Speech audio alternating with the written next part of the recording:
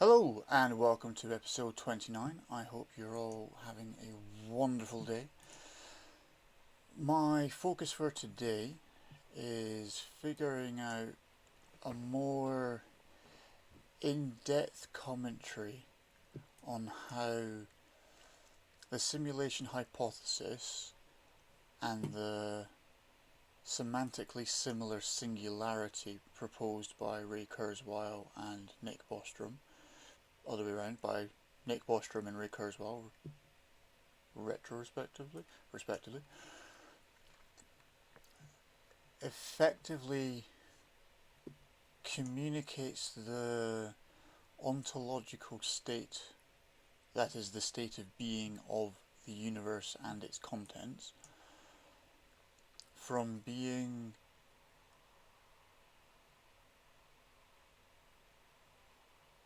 a hypothesis of possibility to such a guaranteed eventuality that I feel it's worth investigating from a direct perspective. In layman's terms, I feel that we already live in a simulation, so why not behave as if the simulation is, as with any other conceivable digital interface, programmable? By which I'm saying, why not treat the simulation as an MMO, for want of a better term? It is a coded interface as well as being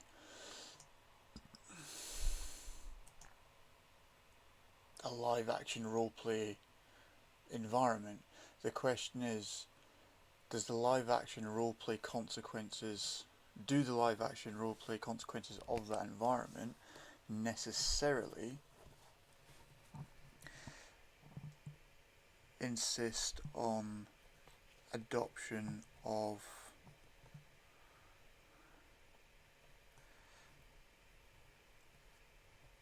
role-playing out with the natural state of characterization? Effectively, as a person, do I have to change who I am in order to change the ontological state, which might be a simulation, might be a singularity? Or do I have to accept that everything I do within such a situation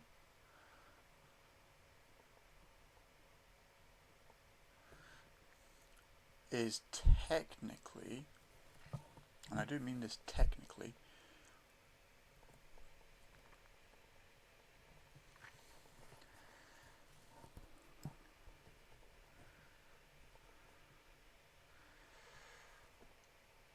is the happenstance of character changing? Take it, for example, that you have a character creation screen as per a massively multiplayer online role-playing game such as World of Warcraft, which is my familiarity.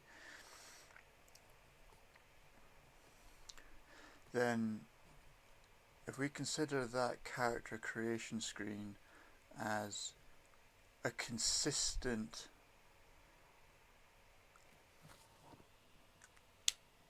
component composition, a compositionally consistent component of the ontological interface we have locally defined as life. So when you're walking around, whether that be through a forest or by a river or along the streets in town, any sort of environment that you're walking on or through or experiencing, technically you're in an interface. So because you're also technically in an interface,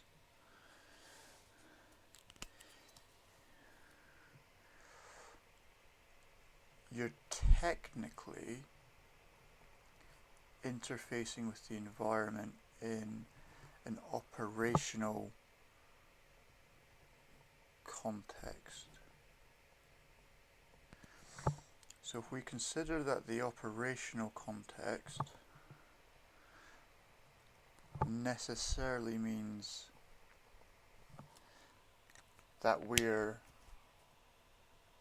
functioning with an interface,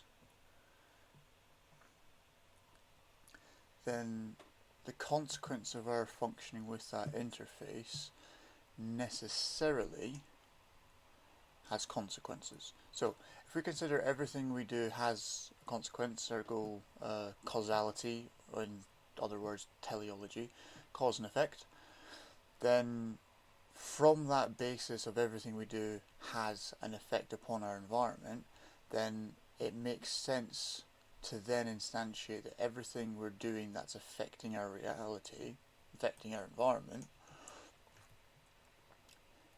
is reducible to a linguistic form. And when we consider everything is reducible to linguistic form,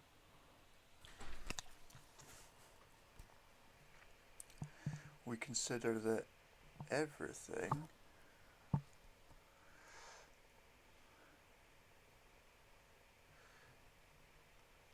is a code.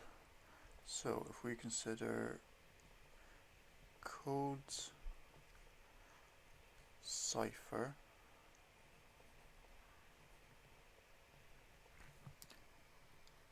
and then cryptography would be the application,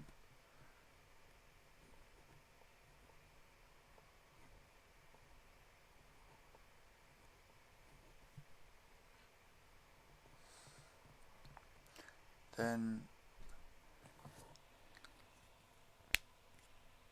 the ensemble of ideas I'm zeroing in on is that language is code. And if language is code, then language is also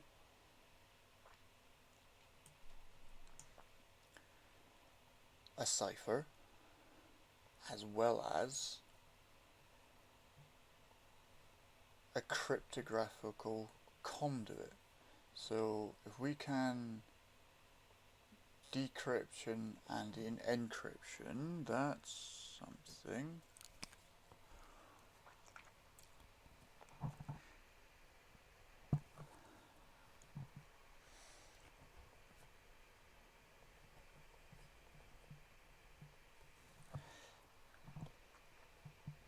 If decryption to encryption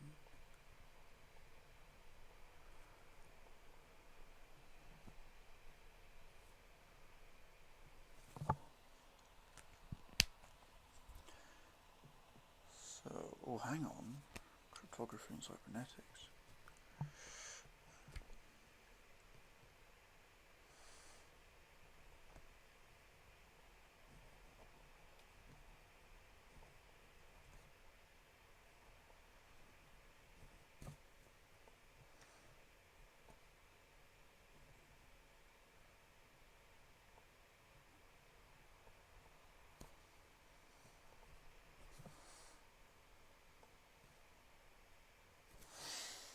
Then we can effectively start looking at everything within the system as a form of code expressing the intent of the specification,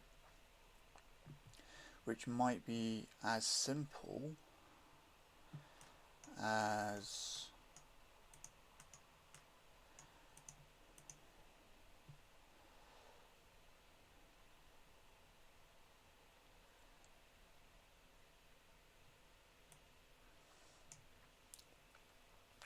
because an encryption specification necessarily means there is something worth encrypting, and if there's something worth encrypting,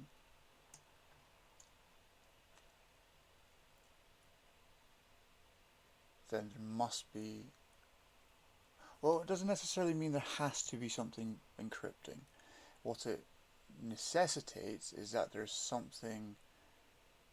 Oh, well, hang on, no, cryptography isn't even necessarily intentional. And neither is a cybernetic system. You could argue that both are just ontological consequences, because then as soon as you start assigning meaning to them and defining a necessity, you infer that you have to have causality.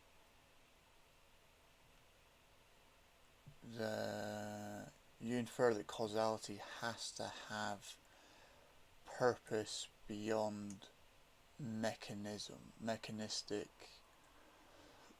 dynamics. Okay, so if the mechanistic dynamics are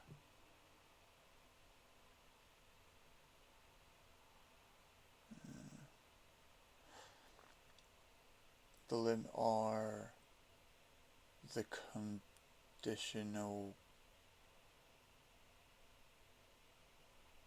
premise, conditional, I was going to say factor, but maybe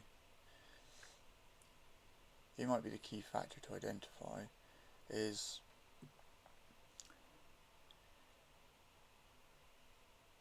if the conditional premise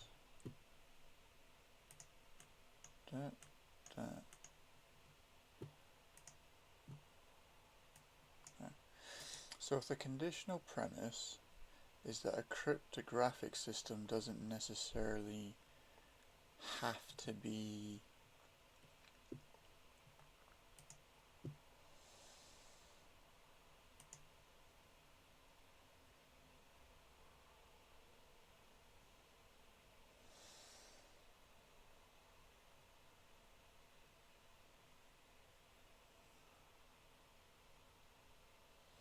intent. Well, then the thing is, how do you define intent mechanistically? Can you blame the universe for being the universe? Now, philosophically speaking, I would say that you have to accept responsibility for what you've done, because that's life being life. At the same time, you'd have to substantiate the claim that the universe is to blame.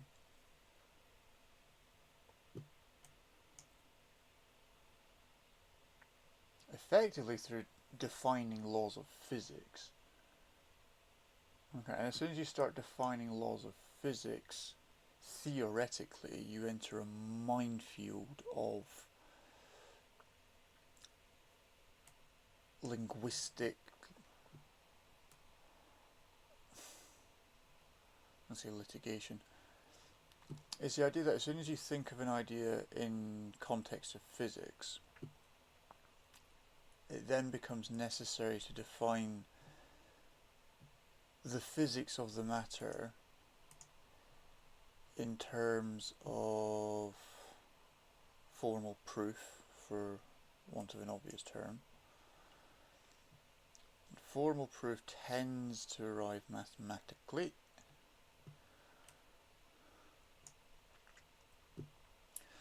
So, if the formal proof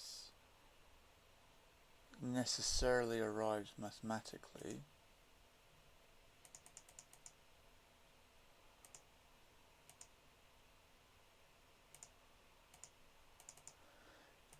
then it's just a matter of finding the correct syntax to do the job. Okay, so that's why cryptography as a matter of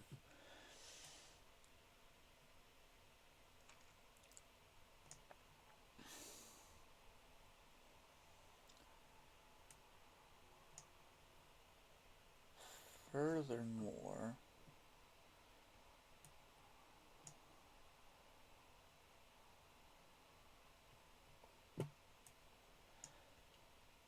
okay, so effectively what I'm trying to decrypt here, to decipher my language and decrypt it cooperatively and conducively, I want to figure out how precisely humanity does what humanity does. Is that would be there, that would be there, that covers there. Oh, that's... No, because of the night, but then you get that. Okay. There was a faster checkmate, I know. Aesthetically, though, that was quite pleasing. Okay, so... Oh, God.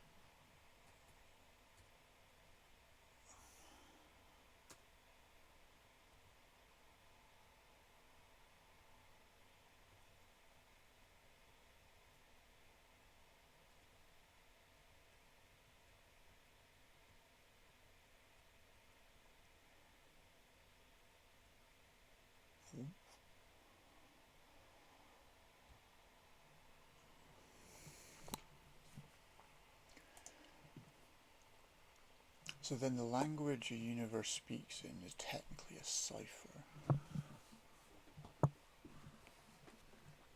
So anybody new to the stream, effectively this is a studying podcast where I speak aloud whilst studying chess loosely with you guys. I'm studying more directly marketing and taking a very philosophical perspective of marketing, so I'm looking at it not just mathematically and the various metaphysics as a consequence.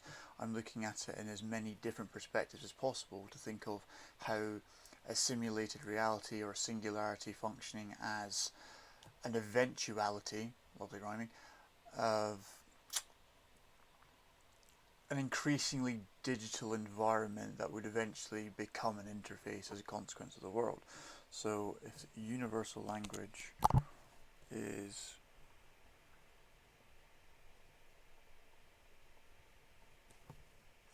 universe speaks in numbers, yeah.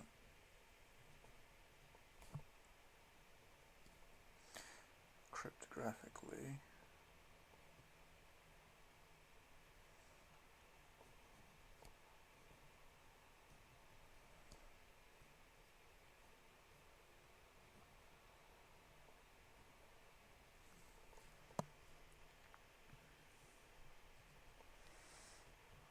in a cybernetic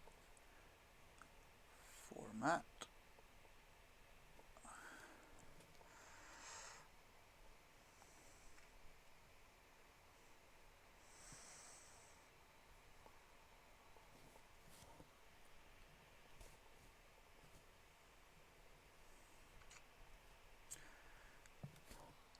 okay, so if we accept that the universe speaks in a cryptographic format and that cryptographic format is compatible with systematization, because we could look at classical physics in terms of, oh, actually take it from psychology in terms of behavioral cycles in biological life, and then scale that idea of biological cycles.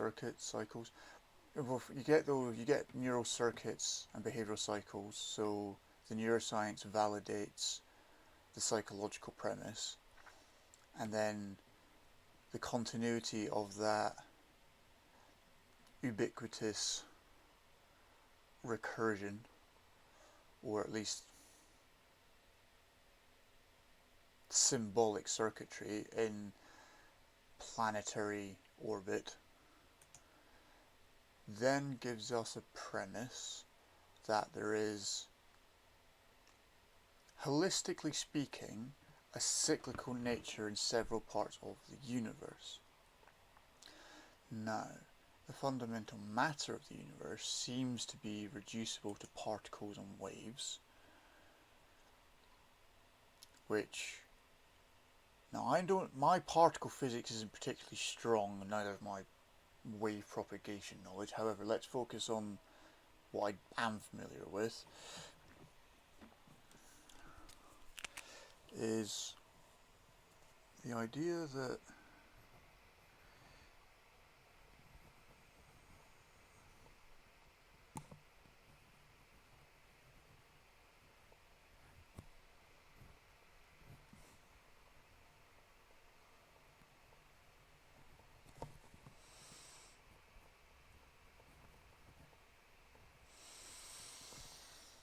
hang on, I've got something. Particles, waves, circuits, cycles, parallel and series.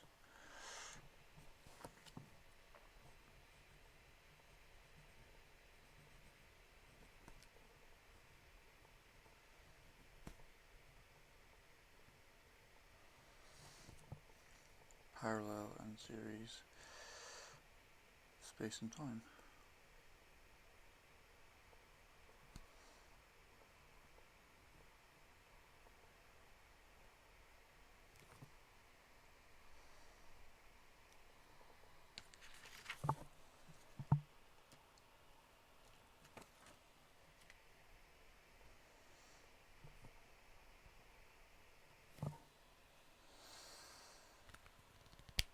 Okay. So, if there's parallel and series space and time, just as a premise for having circuits and cycles as an ontological constant respective of metaphysical viewfinder's a good word. I'm going to pencil that in.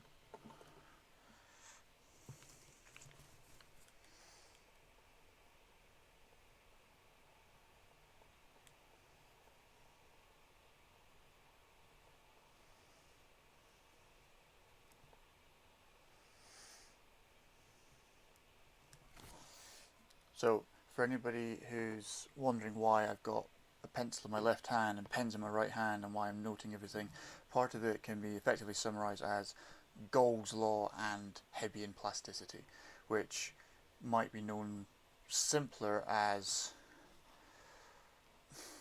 I would describe it as self-generative cybernetic recursion and cell assembly theory. So self-generative cybernetic recursion is just a system that's able to improve itself in the same way that they talk about how certain superintelligence was, after a degree of updates, can improve themselves without human input, and after that human input then know what they need to do so effectively that humans are superfluous to the system.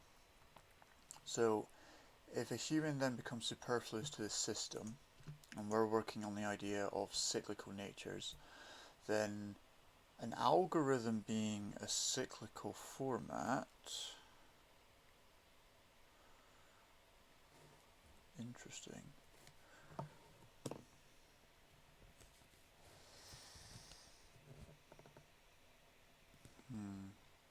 It's the sort of thing where I wish I had it on one page rather than having to flip the page.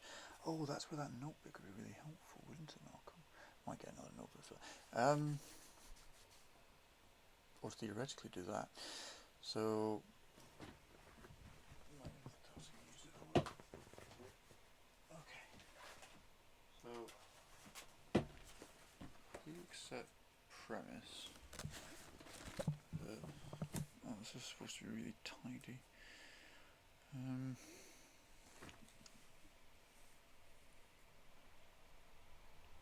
You know what?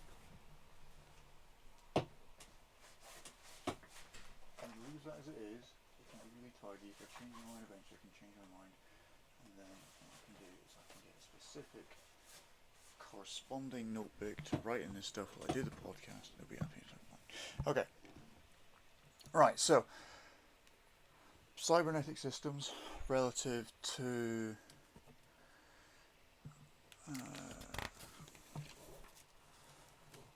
cryptographic. Oh, that's an idea. So conditioning.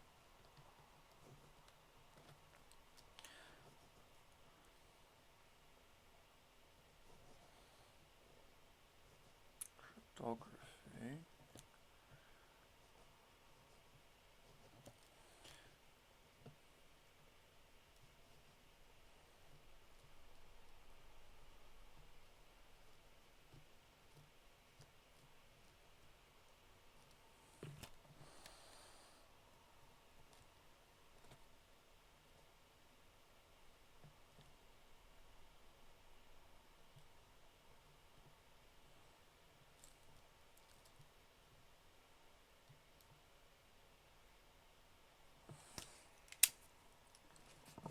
Okay, so part of the reason my communication seems somewhat disjointed is a studying system I found that if I just freestyle and then make notes, eventually, as per the idea of Gauss' law and Hebbian plasticity, eventually my mind starts piecing the puzzle together in such a way that the ratio of the concepts that emerge then have their specific neural tracks reinforced by various neural impulses following dendrites and synapses till eventually the conditioning effect has a behavioral reinforcement that is known as Hebbian plasticity. So I figure if I can systematize that idea, which would be the idea of Gauss' law expanding, Gauss' law being complex systems only exist because the simple system it's built upon worked.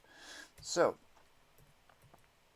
if I accept that my simple system is working well enough that it's becoming a complex system, then obviously you have to differentiate, well, what's a simple system, what's a complex system, that's relative, is figuring out more microcosmically which specific wave functions are being collapsed when the system behaves. Because arguably, and I would need to verify this, is the quantum mechanic principles consistent in the literature exist within biological life, although I'd argue biology is somewhat synonymous with the term life, anyway, which to me would then infer there's necessarily quantum mechanical dynamic to life. Pardon me, because we tend not to evolve anything. We tend not to evolve in such a manner that any of our genes express ideas that are not contributory either to a short-term or long-term phase of evolution. In the same way that developmentally, whether you're a 2-year-old, 12-year-old, 20-year-old, or 200-year-old, there's no part of your physiology that hasn't caused the behavioural change that is part of your present personality without it having become a consequence of the conditioning effect via previous choices. Ergo, if you decide to do the thing enough times, it's now something you've habituated, aka systematized, or arguably informed, however, a habit is a consistently recurring behaviour that doesn't need a huge amount of conscious overlap, which I would argue is a form of automation, and automation kind of is a systemic behaviour. So if you've got systemic behaviours as part of being a human being, and being a human being contingently has quantum mechanical properties, then every life form's neural network is a quantum mechanical interface, and it's all a quantum mechanical mirror. So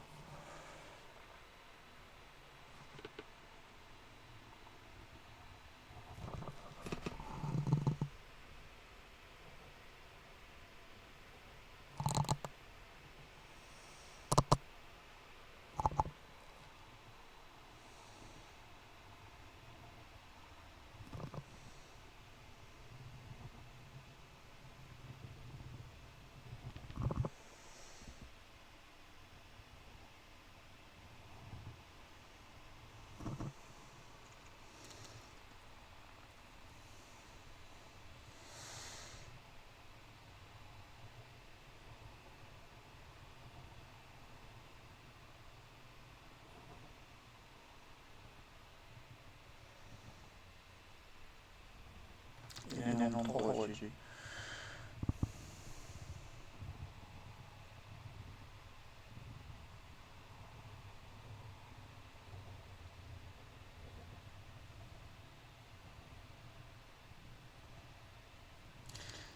Once you understand linguistics or what you're talking about, you can actually piece together incredible ontology. Once you've pieced together the logic, you then start seeing how it works mathematically in terms of scaling, which there are linguistic terms for this. I know that the idea of neurology quite well summarises the principle. Where would neurology fit in here? From there. As that.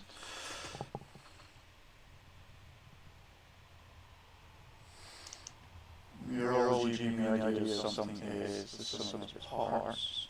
Sorry, the study of parts and wholes. So, if you consider, linguistically speaking, words being part of a sentence, parts being part of the whole, a bed being part of a bedroom, a screen part of a computer. So, neurologically speaking, we're an interface of an ontology, an ontology being the state through which ontological behaviour emanates. So ontological behaviour would be the nature of it all. Teleology would be closer to the nurture of it all, for reasonably precise analogy. And if we continue this reasonably precise analogy from nature and nurture, then, as I was speaking earlier about cyclical nature, evidently observable in the local universe, at least, then you can compare circuits and cycles with traffic. That's an idea. Sorry, I have a system. You should make systems. Systems are great. Circuits.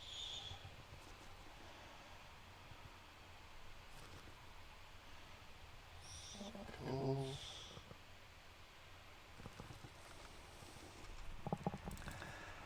Orbits.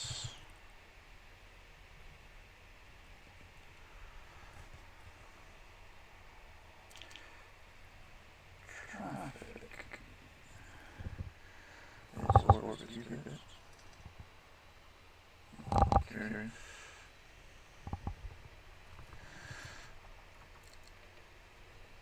This. Orbits.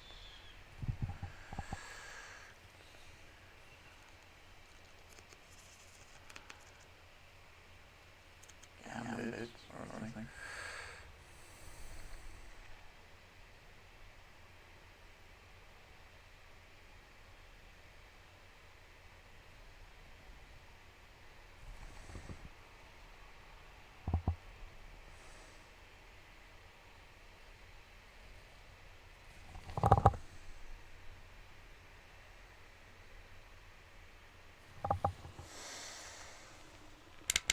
Okay.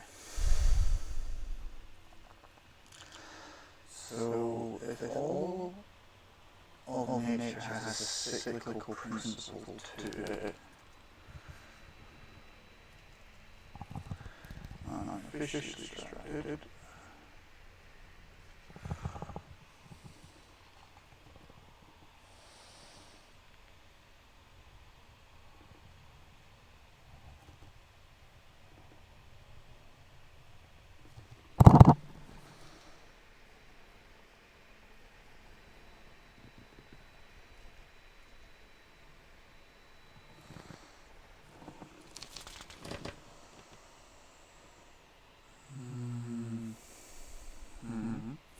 Okay.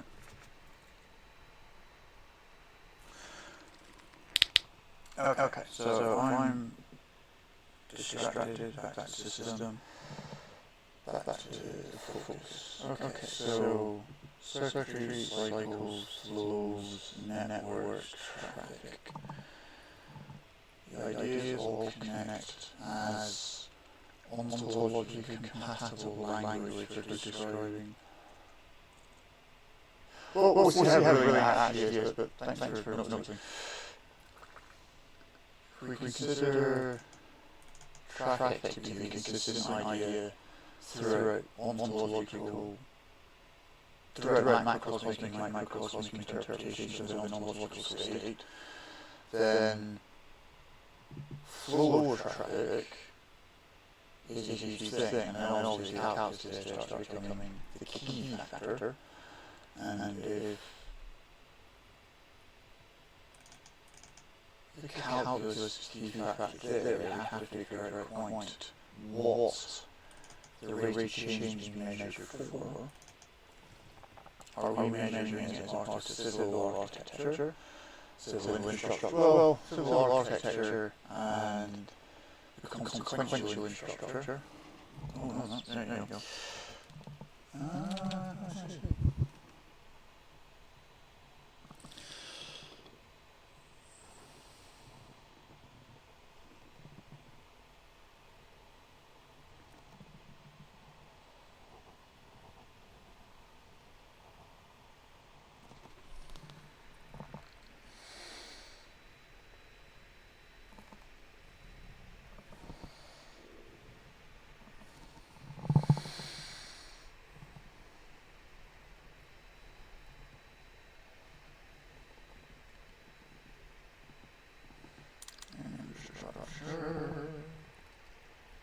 That's not a problem.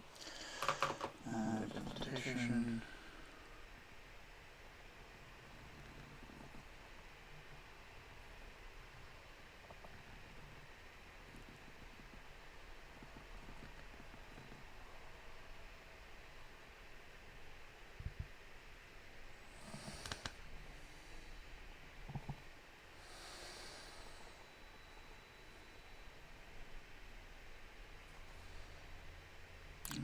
So the fundamental architecture has cyclical elements, and those components compose combinations that have evident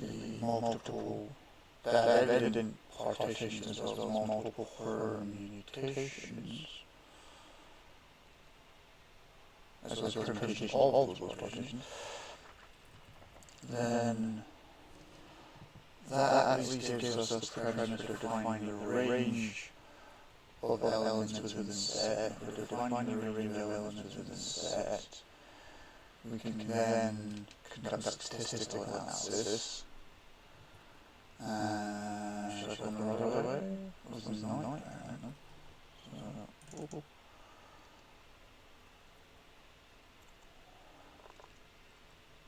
Okay. And then yeah, I thought that was interesting. Thanks for the brilliant. Okay, so I can feel the impulse asking me to do that.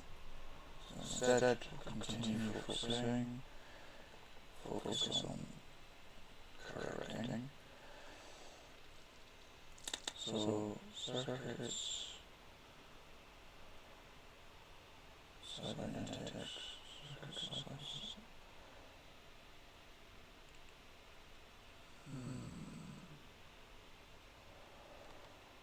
Okay. Then if we loop a epicyclic parallel circuit, if we loop an epicycle, attach another epicycle to this neural circuit train of thought, then we can simplistically include the idea of digital, simulatory, and singularity-based realities as three individual, independent, and yet possibly dependent variables.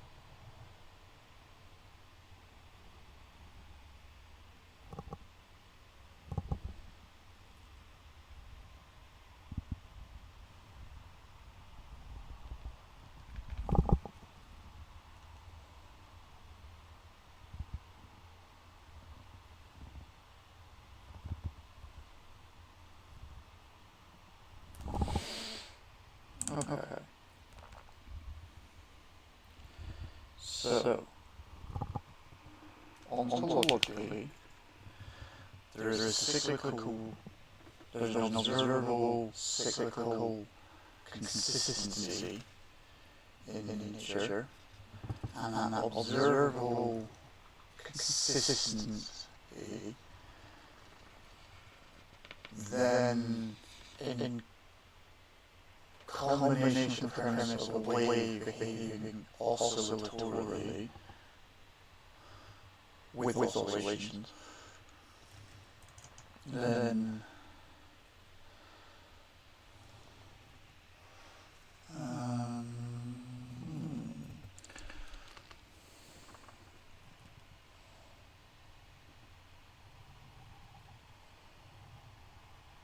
oscillatory system dynamics.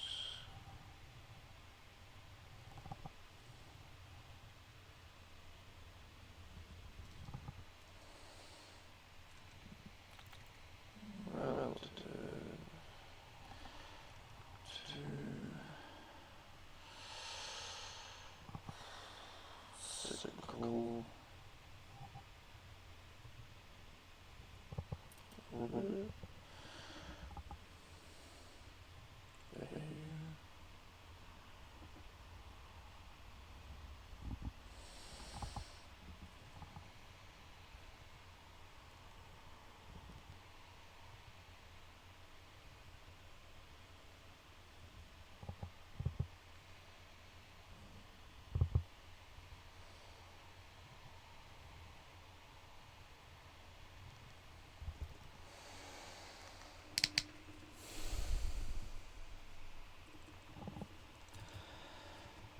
Okay, and then further we extend the idea, the greater the probability of finding a novel connection. The purpose of identifying a novel connection is holistically speaking gratification. So then it's a matter of identifying purpose of gratification. Academically speaking, would be the pursuit of knowledge, intelligence, truth, wisdom, and pragmatic application of said knowledge, intelligence, truth, and wisdom.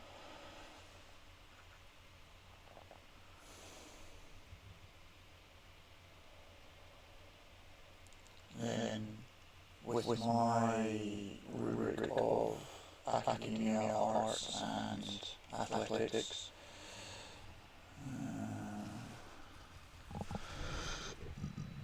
pardon me, artistically,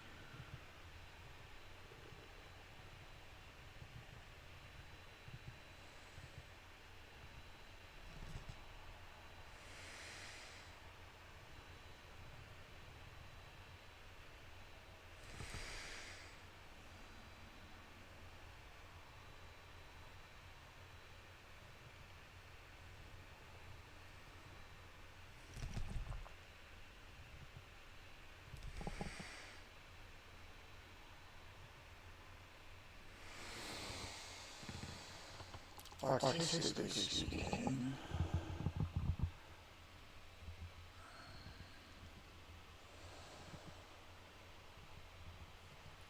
gratification is the premise of fun. So the question is redefining what you consider fun until you're having fun, and then if you redefine what you find as fun until you find the overarching premise of what is the best kind of fun, aka the hardest sport or the most complicated, most complex discipline, or the most nuanced art, and become so sufficiently proficient that it is you are indisputably competent. Once you can define what competency is, then it's a matter of reducing, removing, placing errors with essentially error correction. A huge amount of this error correction. So then it becomes a matter of developing error correction systems. But instead of thinking of that as an ordeal, it's better to think of it as developing an error correction subsystem relative to the sovereign system in operation. So, whatever the dominant system is, let's say my system is the dominant system, then by virtue of my system being the dominant system, every subsystem must behave in accordance with the dominant system. Now, I'm speaking as a universal conduit, an ontological conduit, the universe describing itself, then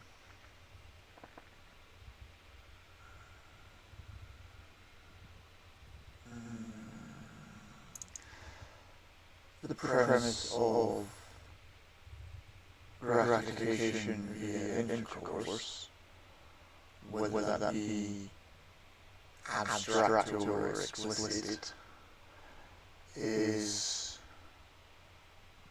facilitated by the achievement of subsystem-based gratification relative to the prioritized and specified system focused on through every other behavior. So the dominant system then pragmatically associates subsystems sufficiently and sophisticatedly until every subsystem integrates with the dominant system. Then, in the same case of gravity to a certain degree, it sucks everything into everything else's gravity is a consequence of its gravity. So then it's what is the gravitationally powerful thing around. So for instance, the moon orbits Earth or orbits the Sun. I feel, and I need to verify, the Sun and our solar system orbits a larger entity within the galaxy. I feel that idea of orbit reflects the circuitry premise and a matter of traffic, because it has to have a relatively uninterrupted pathway. It's also the idea that, you've got a bunch of space debris around, and all those various celestial bodies will interfere with pathways to it. Once in a while, something hits the Earth and causes an issue. Thinking of the extinction of dinosaurs. And so if you think about that from a cosmological crafting perspective, then cosmologically speaking, a digital interface as an ontological state necessarily means that the digital interface is behaving with such scale that in the same way that it can have wave interference at microcosmically, microscopic, microcosmic levels of detail, and simultaneously have a relatively macroscopic planetary interference of meteorites, meteors and such, asteroids, meteorites, meteors, then you could even continue that logic further and say that our galaxy flies, is relatively flying, is flying through our universe at a relative proportion to something such as an asteroid or a meteor, and causes that same amount of, a relatively proportional amount of disturbance,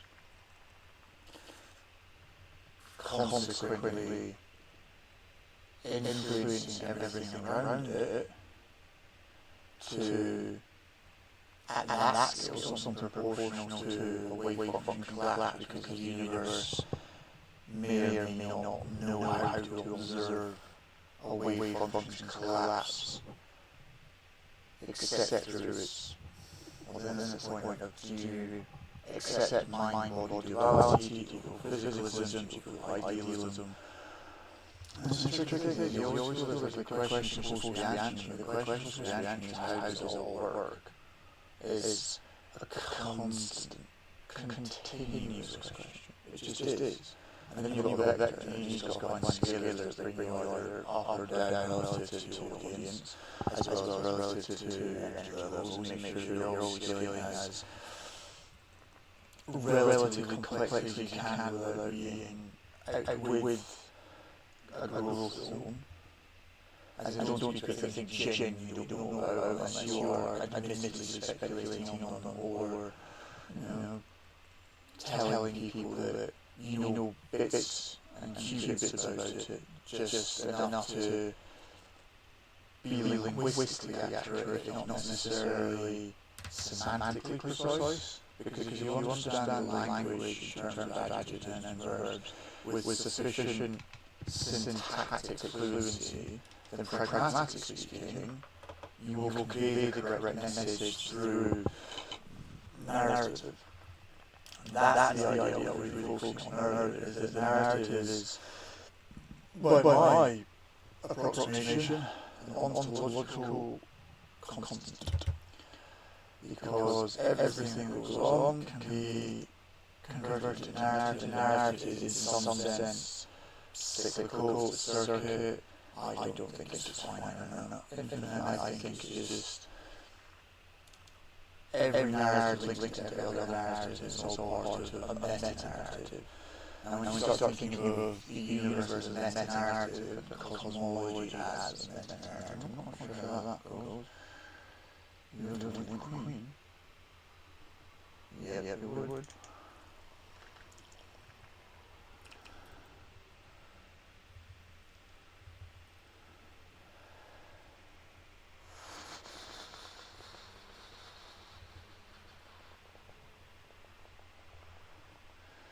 Then it's not unreasonable to infer that the narrative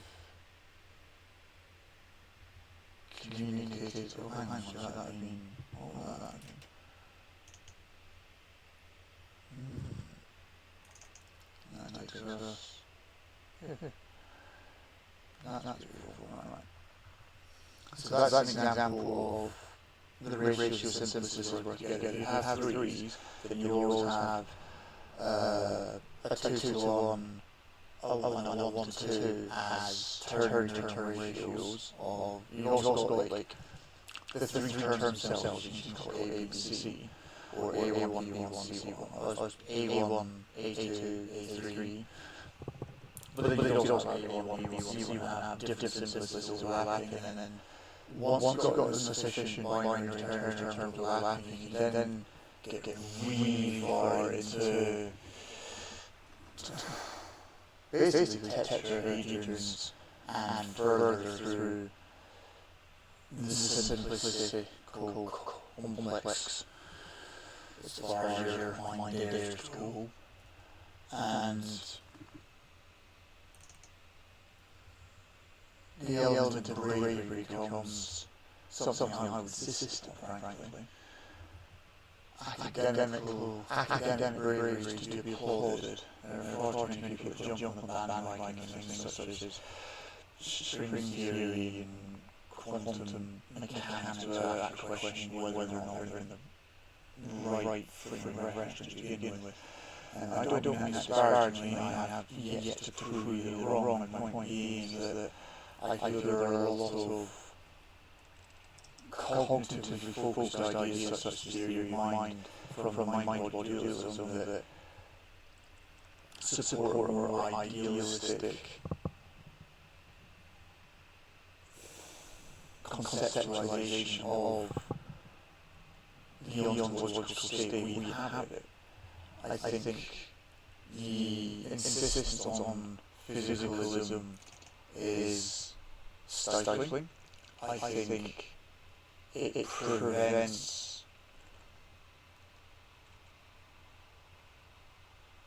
the rhetoric of artistic expression, exploring ideas from an alternative viewpoint in order to facilitate the racial linguistic fluency in art form necessary to convert the art form into a sense of binary differentiation, comparable origin and utility. Essentially, is it good, is it bad, is it profitable, or is it loss? Because if it's profitable, then you keep doing that until you differentiate what is a small profit, a large profit, and then you just continue bifurcating the idea, and you start bijecting the idea onto various different. Think of it as a large language model. It has a network in its head, which words want a hierarchy. So even something can be positive all the time, certain words are more positive than others. And once you understand that exploring ideas in that more free-form manner can actually stimulate huge, proportionally massive results from relatively small input, you start recognizing that much of the insistence on formal citations instead of logical deduction and deduction is to me an insistence on credibility that masquerades as authentication of intellectual competency, when you can simply learn how to reference things really well, in the same vein you can learn to linguistically combine syntactic components very well. It's the same premise in a different paradigm. Well, it's the same paradigm. It's a paradigm, basically, is the idea of linguistic fluency. It's really what it is. Except it's insistence on somebody verifying claims instead of trusting the person you're speaking with has sound knowledge you can personally interpret and adjudicate. I feel offloads the responsibility of verifying yourself to an external source, and I think that's kind of silly. I think that whilst having references to show where you got your ideas from very helpful, you just got your ideas by looking at the common knowledge and associating the logic together until eventually you have a mathematically verifiable, metaphysically consistent idea that is equally versatile as a philosophical premise as it is a mathematical treatise. Then verifying that rigor is the more important aspect, and depending on mathematical rigor via peer review, insists upon the idea that all the people, not necessarily by perceived peer efforts, insists on the idea that perceived peer efforts for communicating precise ideas instead of just being stuck here and there as devices of narrative. It's a precise point. So, for instance, you write a paper named after the Nobel Prize winners, and then just literally search up your idea and find articles that support it. You can prove just about anything. It doesn't necessarily need mathematical proof. And even then, it's not that hard to adapt mathematical proof to your point. When you get stuff like biology, chemistry, quantum physics, you need to have legitimate models to your point. The point I'm making is it's actually really easy to substantiate any hypothesis, any theory, without necessarily having a mathematical substantiation behind it. And if you can prove your premise mathematically, which in the same way that any social science can misrepresent it via qualitative or quantitative data. Once you have a mathematical model, a theorem that validates the premise, you're grand. The tricky part is figuring out how to piece together proofs and make a theorem that stands up to testing. But that is the highest form of validation, and if you have all that mathematical precision in your work, then effectively you no longer need as much peer support, because anybody who can do math or knows how to get math legitimately verified, say they've got a smart calculator, then you're clear. Okay. So I've answered a bunch of my questions. I feel this was more of a stream of consciousness than academically rigorous expression of ideation. However, I'm quite happy with what happened. I feel everything I said is contributing to my body of work, and I'm very, very excitedly anticipating studying tomorrow and writing some ideas. So, thank you everybody for listening and watching. Make sure you comment on the video, make sure you like the video, make sure you share it with friends, subscribe to the channel, all that jazz. Have a wonderful time, and I will see you in the next episode. Thank you. Bye.